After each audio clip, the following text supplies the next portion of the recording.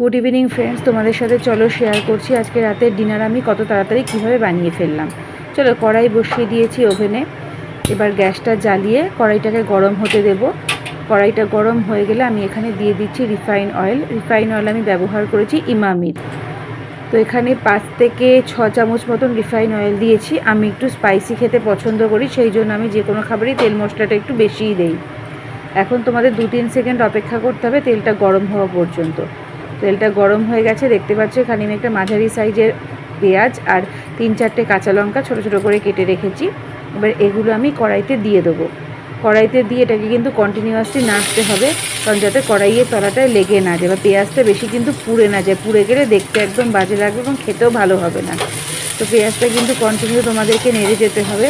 নাড়তে নাড়তে নাড়তে নাড়তে পেঁয়াজটা দেখবে একটা পর্যায়ে এসে অনেকটা নরম হয়ে গেছে।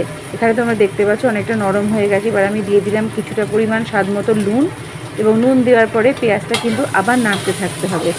নাড়তে নাড়তে নাড়তে নাড়তে পেঁয়াজ যখন আরও তোমার নরম হয়ে আসবে, তখন এখানে আমি অল্প করে দিয়ে দিলাম চিনি। চিনি দিলে কিন্তু পেঁয়াজ অনেক বেশি তাড়াতাড়ি গোল্ডেন কালার ধরে নেয় এবং খুব সহজে খুব তাড়াতাড়ি কিন্তু পেঁয়াজটা নরমও হয়ে আসে। আবার আমরা এটাকে নাড়তে থাকবো। নাড়তে নাড়তে দেখো পেঁয়াজটা কিন্তু আরও নরম হয়ে আসবে, আরও কিছুটা ভাজা ভাজা হয়ে যাবে এবং আরও কিছুটা নরম হয়ে আসবে। এবং তারপরে আমি এখানে দিয়ে দেবো কিন্তু একটা ডিম ফাটিয়ে দিয়ে দেবো। তো তোমরা দেখতে পাচ্ছ এখানে আমি একটা ডিম দিয়ে দিলাম। এবার ডিমটা দেওয়ার পরে আবার এটাকে নাড়তে হবে, কারণ আমি এখানে বানাবো হচ্ছে ডিমের ভুজিয়া, মানে লঙ্কা পেঁয়াজটা একসঙ্গে ডিমের সাথে মিক্স করে দেবো।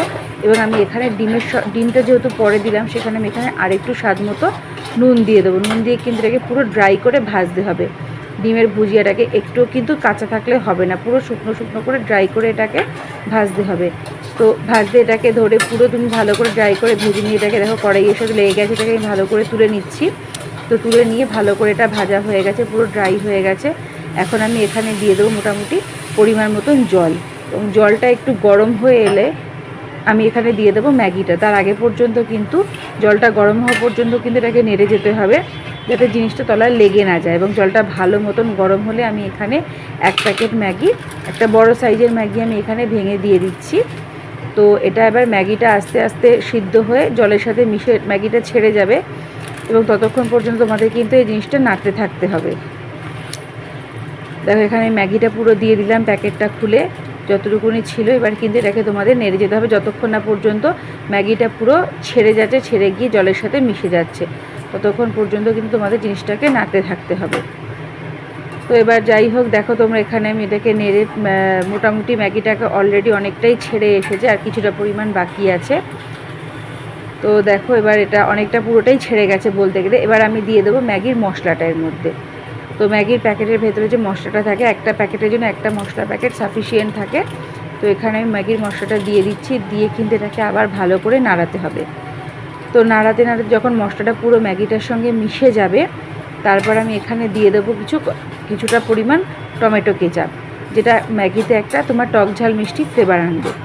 তো দেখো আমি এখানে নাড়াতে যখন পুরো মশলাটা মিশে গেল ম্যাগির সাথে, তারপর আমি এখানে দিয়ে দিলাম কিছুটা টমেটো কেচাপ। তো তোমরা দেখতেই পাচ্ছ এখানে আমি দিয়ে দিলাম টমেটো কেচাপ, মোটামুটি 1 টেবিল স্পুন মতো দিয়েছি। তো দেওয়ার পর এটাকে আবার পুরো ম্যাগির সাথে ভালো করে মিশিয়ে নিতে হবে। ম্যাগির সাথে ভালো করে মিশিয়ে নেওয়ার পরে এখানে আমি কিছুটা তোমার চিলি সসও অ্যাড করেছি, কারণ আমার মনে হলো ঝালটা হয়তো একটু কম হবে, ওই জন্য অল্প করে আমি এখানে চিলি সস ওই 1/2 চামচ মতন চিলি সস আমি এখানে অ্যাড করেছি। তো তোমরা দেখতেই পাচ্ছ চিলি সসটা কিন্তু আমি এখানে অ্যাড করে নিয়েছি।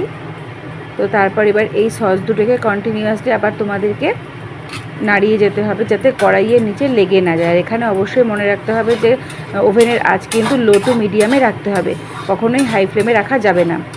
আমি এটা পুরোটাই রান্নাটা করেছি মিডিয়াম ফ্লেমে রেখে।